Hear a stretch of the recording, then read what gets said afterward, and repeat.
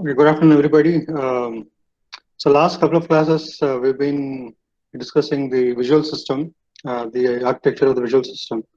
So we got familiarized with the concept of receptive field and the hierarchy of visual systems starting from retina. So we paused somewhere near V1 or primary visual cortex, right? We looked at all these different kinds of neurons and their response properties, right? Neurons which are responsive to left eye and right eye, the ocular dominance.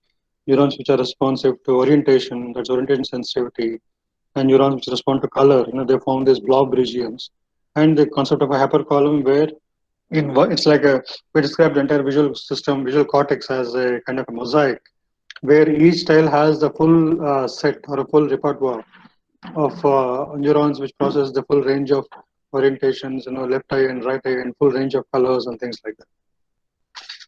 So let us see what happens after V1. So after V1, so V1 is shown here. It is in the near occipital pole. So it is called also area 17 because the entire brain surface, cortical surface, is divided into about 50 regions. These are called the Brodmann regions. So these are like the states of a country. Okay, they are this classification is based on the different cell types found in different parts of the cortex. So from V1 here you go to V2, which is somewhere here the secondary visual cortex. And from there on, beyond a point, the visual processing splits into two streams, right? One pathway goes kind of upwards along the dorsal regions of the brain. Therefore, it is called the dorsal pathway and goes into the parietal area. That's the postparietal cortex. And another pathway goes down along the ventral regions into the ventral regions of the brain, and therefore it's called the ventral pathway. It goes towards into the temporal lobe, and particularly towards the inferior parts of the or lower parts of the temporal lobe.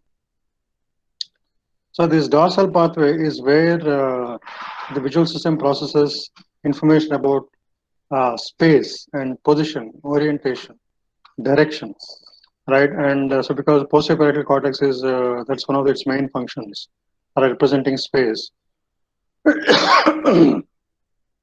So similarly, therefore, this pathway is also called the where pathway because it tells you where a given object is in the visual world. Then the other pathway, the ventral pathway, is also called the what pathway. Okay, this is where objects are recognized.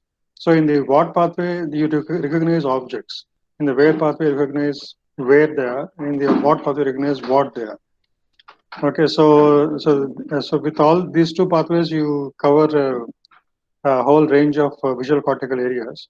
So starting from V1, which is in area 17 in terms of Brodmann areas, V2 and V3 are in the area 18, the adjacent area. Then area 19, you have V3A and V4, V5. So thing is, I won't give too much importance to these numberings and this. Basically, you can see that there is a trend towards processing of more and more complex objects as you go in towards the ventral along the ventral pathway and towards the inferior temporal lobe. And similarly, there is more and more a tendency to extract spatial information as you go towards the parietal lobe. Okay, beyond that, I won't give too much importance to these exact labels and regions and things like that. So V1 is the primary visual cortex. It does primary visual analysis and more visual analysis in V2. V3 is more into processing motion. V4, with dynamic form. V4 is color and form, and V5 is also a main area for motion processing. So these areas are organized in some kind of an architecture, just for the sake of clarity. Right. So starting from, so not a very good picture, but I hope you can see that starting from the bottom where you have the retina, right? You have the M cells, or the M is magnocellular, the large cells, the large ganglion cells, and parvocellular ganglion cells, the small cells. These project along the magnocellular and parvocellular pathways to LGN, where you process, right? So these symbols are the meaning of this symbols is given here. This multicolored thing stands for color. This finger pointing stands for motion. The spectacle stands for stereopsis. That is, how do you combine the two retinal images to construct a 3D representation of the world? Then this angle symbol represents form. Okay, so you can see that different aspects of the vision are processed in different brain areas.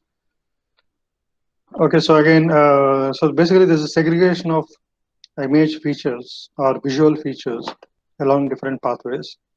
So that's what you can see here. So the where pathway, like I said, is sometimes also called the how pathway because it connects the visual input to the motor output. So some of these pathways, some of these fibers also cross the central circuits and go to the motor areas, right, and influence how actions are performed. So therefore, this pathway is also called how pathway because it tells you how to perform an action. Now, so this pathway starts with visual function in the occipital lobe and ends in the spatial awareness and spatial representations in the posterior parietal cortex. Now, this PPC is also involved in perception, interpretation of spatial relationships, and accurate body image. So it not only tells you where things are out there and their spatial organization, it also tells you about your own organization, the organization of your own body. So, for example, if you stretch your arms out, right, even if your eyes are closed, you know that your arms are stretched out, right? So your brain is constantly maintaining an image of your body, so which tells you what are your borders, right? Where do the borders of your body and where are the borders of you?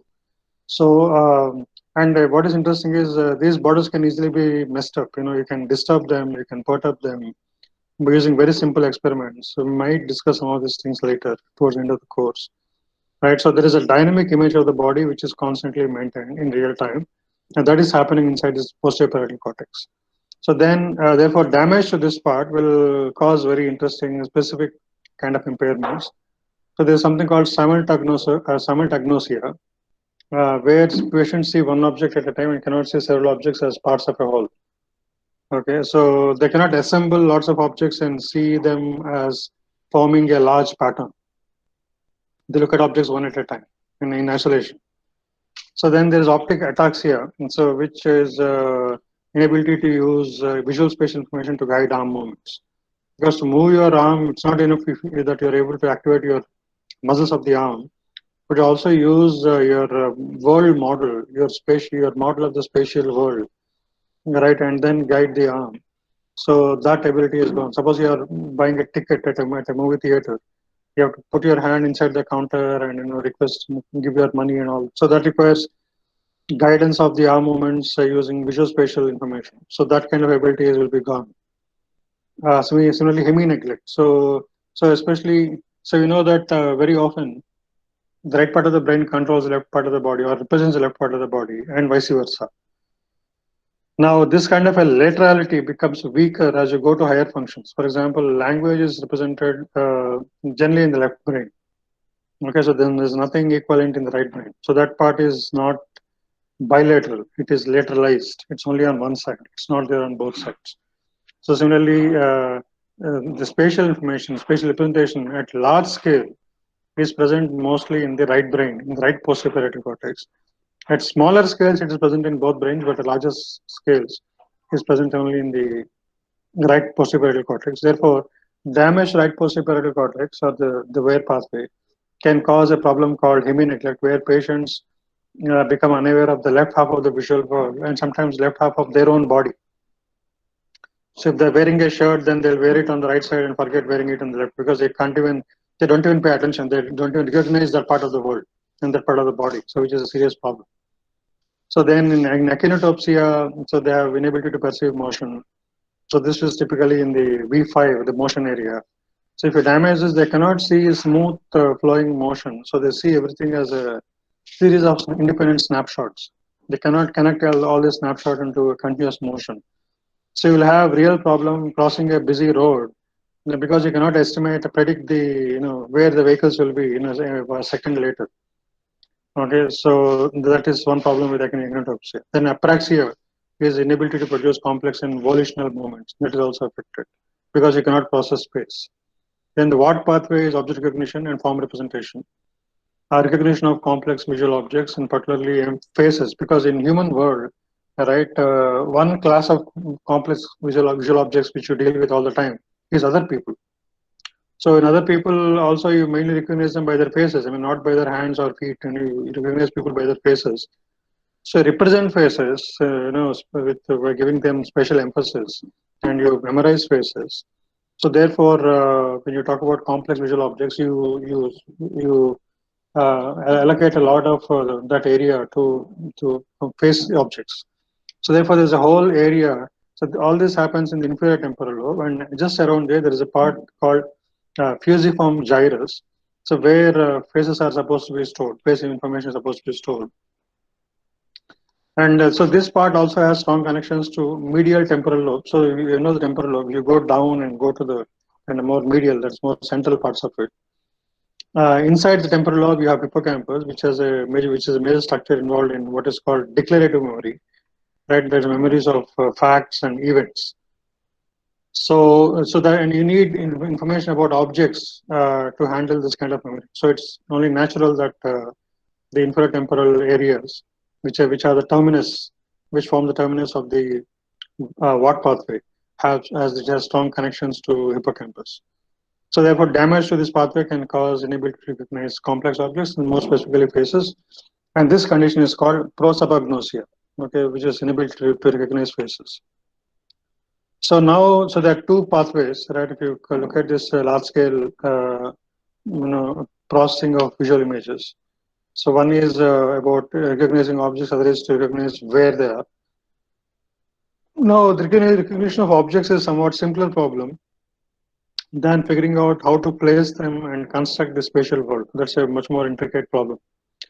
So for the easier problem, a lot of modeling effort has been done. So people have used CNN, so convolutional neural networks, to model object recognition in visual system, right, extensively, and people have done, in fact, the same thing over and over again. A lot of people have done that. So let us look at a couple of studies of that kind.